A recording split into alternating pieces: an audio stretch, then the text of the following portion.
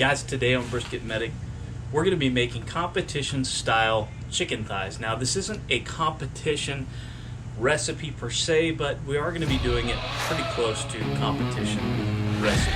Stick with it.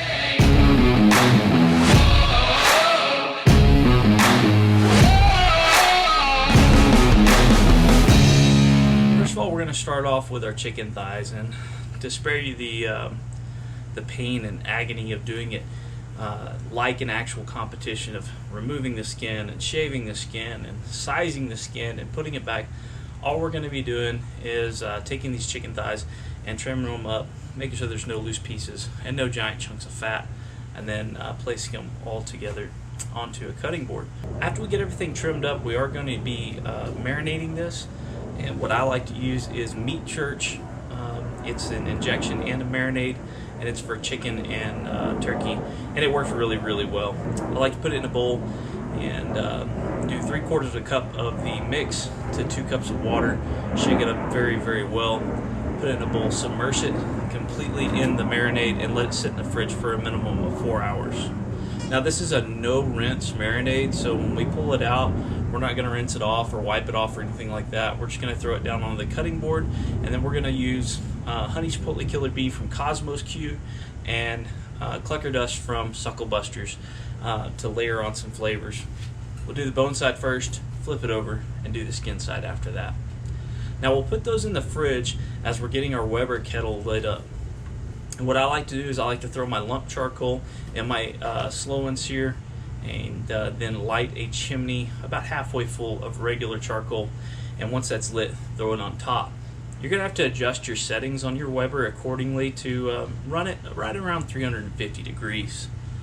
From there, you can place them in a full pan to where they're touching. That's fine. It's not a big deal. The sauce will cover up any of those marks or spots where they're not touching, and that flavoring has had enough time to really penetrate anyways. Once it's up to temp, I take that whole full pan and I like to bend up the corners and place it on the opposite side of the slow and sear so that it is a true indirect fire. I'll throw it on there for about 30-45 minutes before I come out and check it again. After about 30 minutes, I like to use my can't believe it's not butter or parquet, whichever one you like, whichever flavor profile you prefer, and I spray it down with a good heavy coat of that. Then we check on it again in another 15 minutes. It's been about 45 minutes. I've checked on it after 30 minutes. I've hit it with the parquet spray, and now I want to check on it and see how the color's doing. If the color's where I like it, I'm going to go ahead and hit it with some spray again and cover it up with foil. And also, I'm going to get my my dipping sauce ready. In here, I've got Cosmos Q sweet sauce, 2 parts sweet sauce, and then 1 part Big Red. And I just mix it together with a fork to try to loosen that up. And the reason we like to get this early, prepared early, is because we don't want to put it on our chicken thighs cold. So here in a little bit, I'm going to put this on the grill as well. Let's go ahead and look at those thighs and see if they need to be wrapped up. Alright, so our chicken thighs are looking really good. I like the color they're getting. They're getting a little bit dark, so I'm going to hit them with a little bit of spritz, and then I'm going to throw some foil over the top and let them keep going. I'll check on them here in about 20 minutes.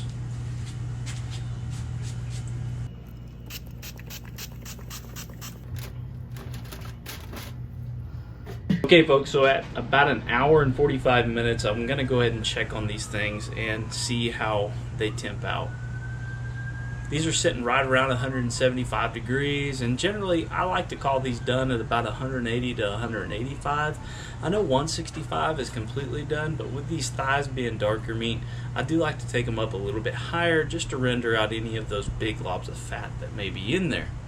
And extra crispy skin is always good too.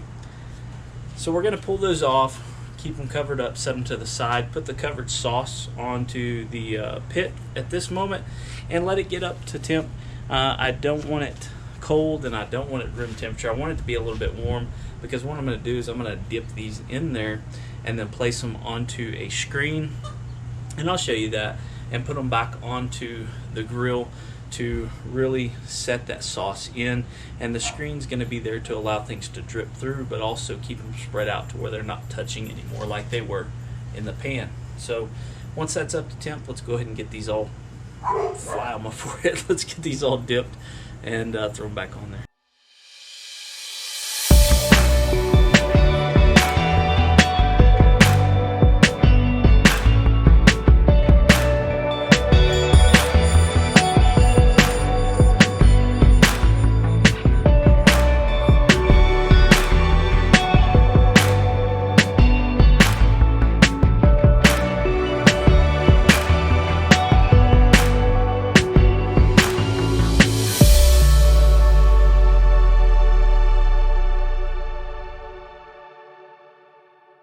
You'll notice that I like to use a pair of cotton gloves with some nitrile gloves on top of it, because in all reality, tongs, they make a couple of tongs for chicken thighs, but I don't know, in those regular tongs you can knock your bark off, you can peel the skin off if you're not careful, you can knock the rub off, and so it's just a lot easier to use a pair of gloves with some cotton liners and or sometimes even a wooden skewer to help you manipulate your pieces.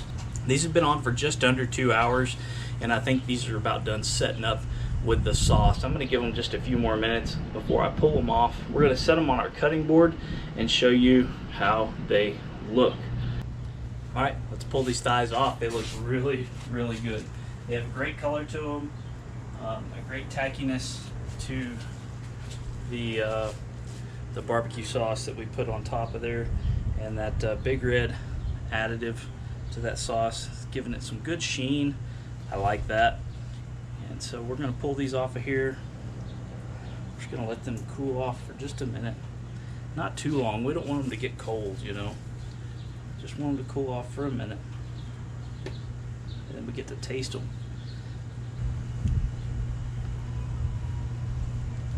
There's a few. These are all kind of odd sizes. You know, some of them are the right size for a cook-off. Some of them are just the right size for at home. Like, I'd use these two in a cook-off, and the rest of these are just too small. And I'm actually preparing for a cook-off, so that's why I have these. These are all kind of coals and leftovers that I pulled out during pre-trim because I knew they wouldn't be big enough to make it in a box. So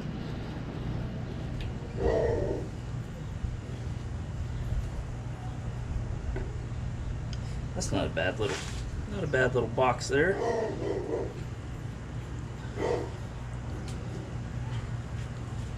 These look great. Let's go ahead and take a bite out of one and see how they taste.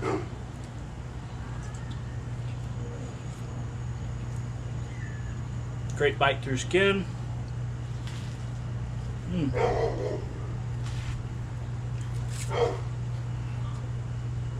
That Big Red shines through. A little bit of kick in there from the clucker dust. I love that. That's my favorite thing about that clucker dust from Suckle Busters. Suckle Busters clucker dust has that little kick to it, and I absolutely love it. Make sure you hit that subscribe button, hit that like, comment down below how you like your chicken, what rubs you like to use on your chicken. Man, that's good. It's really good with some Uncle Steve Shake smoke bone on top. It might do that. Anyways, we love you guys. Thanks.